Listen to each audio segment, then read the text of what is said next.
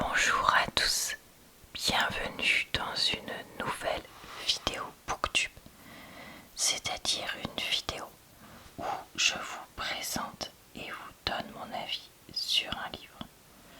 Aujourd'hui, nous allons parler du livre Love Light Farms, tome 1 d'une série de livres écrits par B.K. Borinson. Désolée, je ne sais pas comment on dit.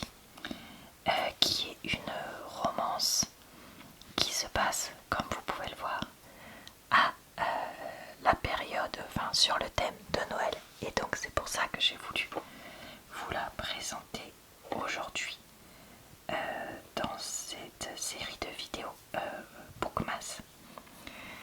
On va faire comme à chaque fois, c'est-à-dire que je vais vous lire le résumé, vous lire quelques pages du livre et vous donner mon avis dessus.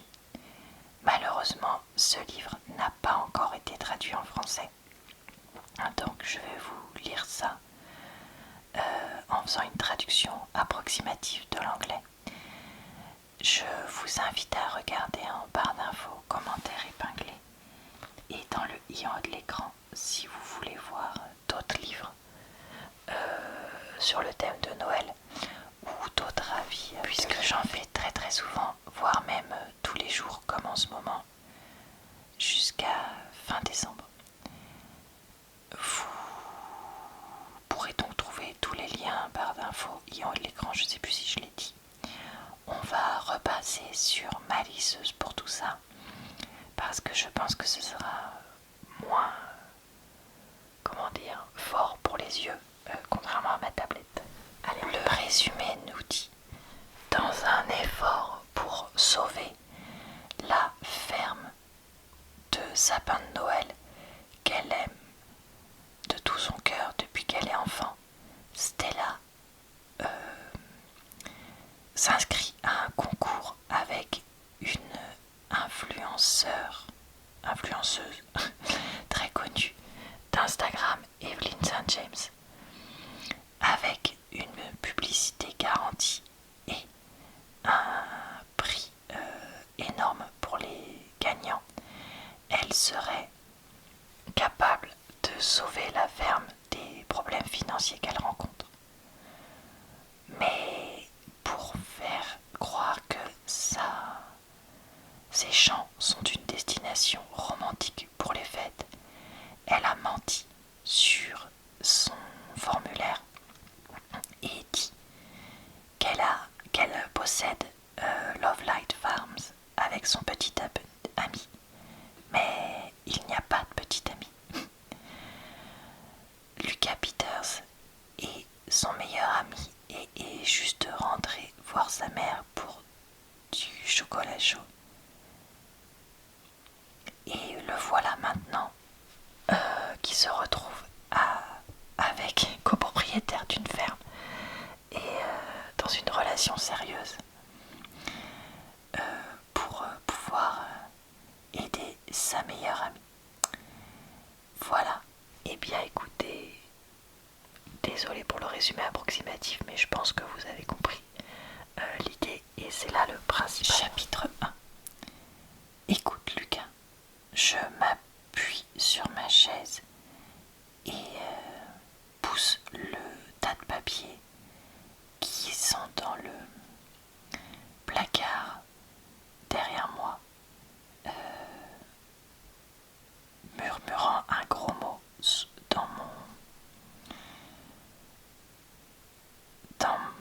dans ma barbe entre guillemets, quand le bout de mes doigts touche à peine celle pile et qu'elle descend en cascade vers le sol en un tas blanc. Écoute, j'ai besoin que tu arrêtes de parler de pizza pour une seconde. Il y a une pause de l'autre côté de la ligne, mais j'arrivais pile au bon moment. Ce qu'il veut dire, c'est qu'il allait arriver au moment où il me parle en longueur de fromage fait maison, et je ne pense pas que je peux supporter le supporter en train de parler de mozzarella avec ce niveau de détail à ce moment-là. En tant qu'analyste de données, Lucas va vraiment au bout des choses pour tout ce qu'il peut, surtout le fromage. Je frotte la douleur, le point qui me lance entre mes sourcils. Je sais que tu allais le faire, je suis désolée, mais j'ai autre chose dont je veux parler. Tout va bien.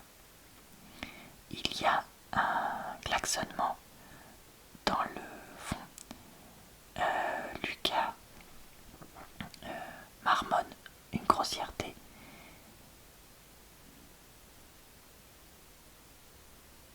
Et il y a le bruit de son...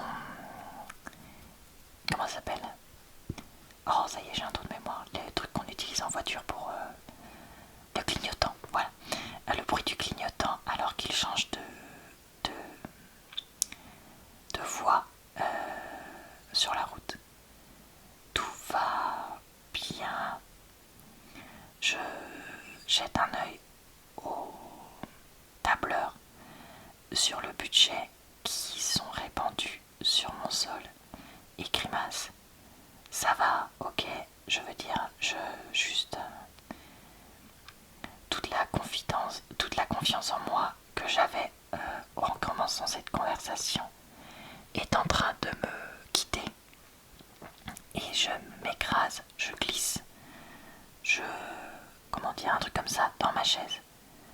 À chaque fois que j'ai appelé Lucas cette semaine ou que Lucas m'a appelé, j'ai fait la poule mouillée.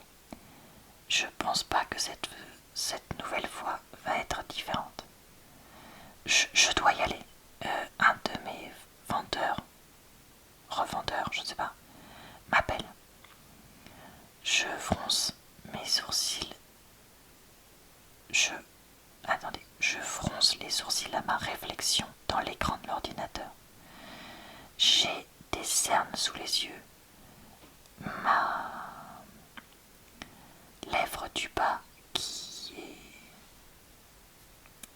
pulpeuse, je pense qu'on pourrait dire, est toute rouge à force d'avoir été mâchouillée. Et ma masse de cheveux sombres est relevée en un chignon qui serait plus approprié sur une poupée de l'époque victorienne hantée. J'ai l'air aussi au bout du rouleau que notre budget.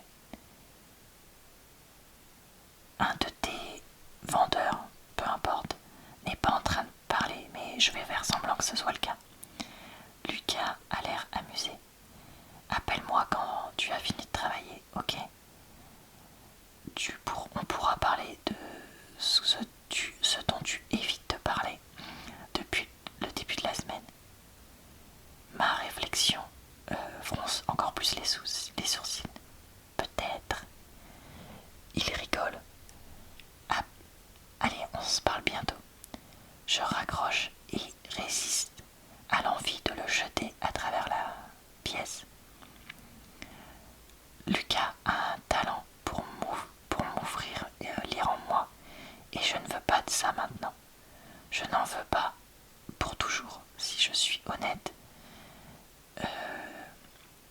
Effrayé à l'idée de ce qu'il pourrait trouver s'il commence à relier tous les indices.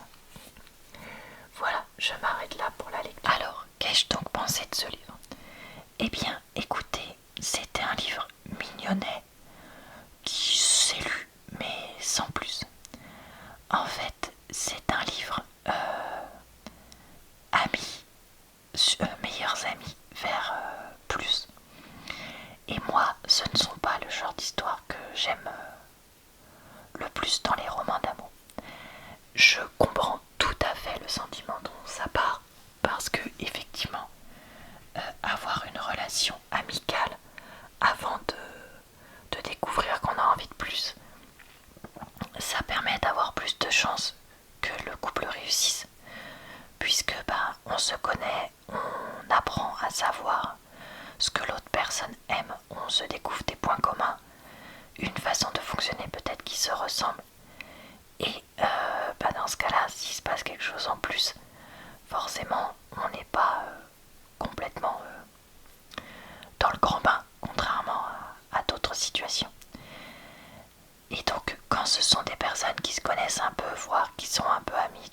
ça me gêne pas. Mais je me rends compte avec ce livre que quand ce sont des personnes qui sont présentées comme étant meilleures amies depuis très longtemps, j'ai un petit peu de mal. Et en fait, le nombre de livres où ça me plaît quand même est finalement assez limité.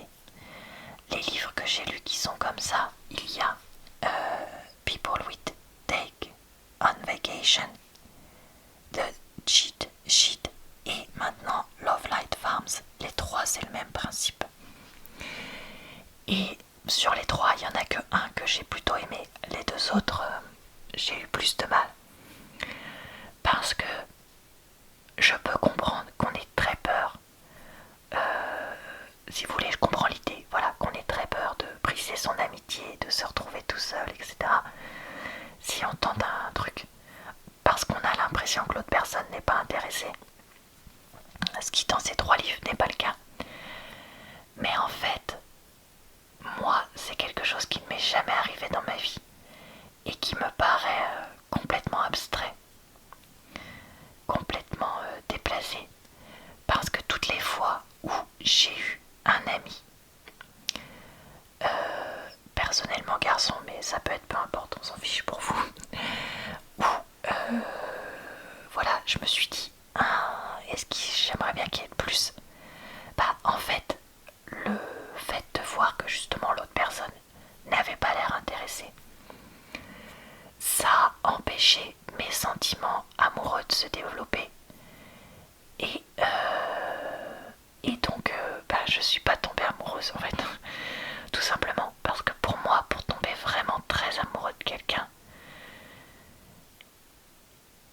j'ai personnellement besoin de sentir qu'il y a quand même un petit truc qui pourrait éventuellement se passer. Et quand je vois que ça va, c'est vraiment pas le cas, moi je n'arrive pas à tomber amoureuse. Je sais que ça c'est une particularité que moi que j'ai, qui n'est pas le cas de tout le monde, puisque je sais qu'il y a des millions, voire milliards de personnes qui ont un amour à sens unique ou qui ont vécu un amour à sens unique, qui ont réussi à tomber amoureux ou amoureuse. Mais comme moi ce n'est pas mon cas, j'ai beaucoup de mal à m'identifier au personnage. Donc voilà, j'ai quand même pu apprécier le livre, mais pas autant que vous, si vous comprenez le sentiment qui est expliqué. L'histoire est très mignonne, avec donc l'héroïne Stella qui possède donc une entreprise de sapin de Noël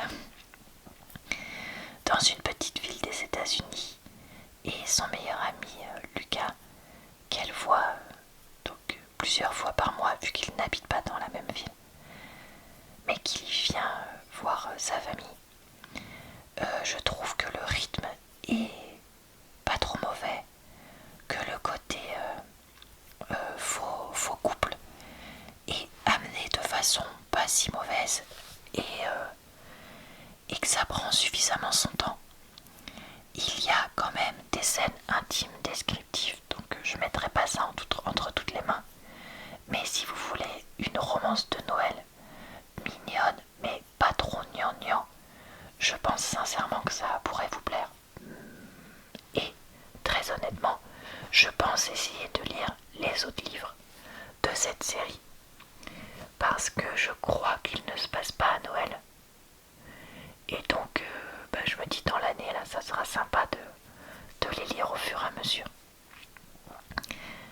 Après voilà, comme j'ai dit, j'ai pas pu vraiment aimer, vu qu'il y a ce gros point qui pour moi est compliqué. Mais vraiment, n'hésitez pas à le tester, et je comprends pourquoi j'en avais entendu parler sur les réseaux, comme livre sur le thème de Noël qui pouvait être sympa.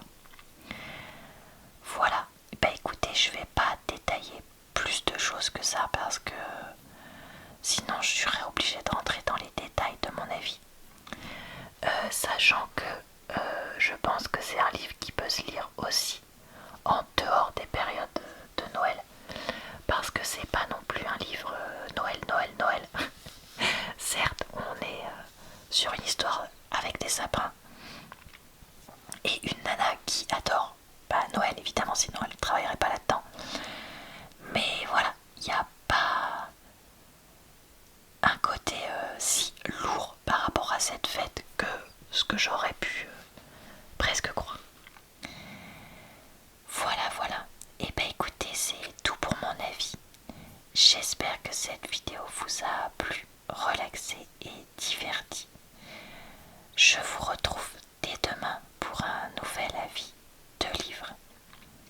Je vous souhaite une bonne soirée, une bonne nuit ou une bonne journée.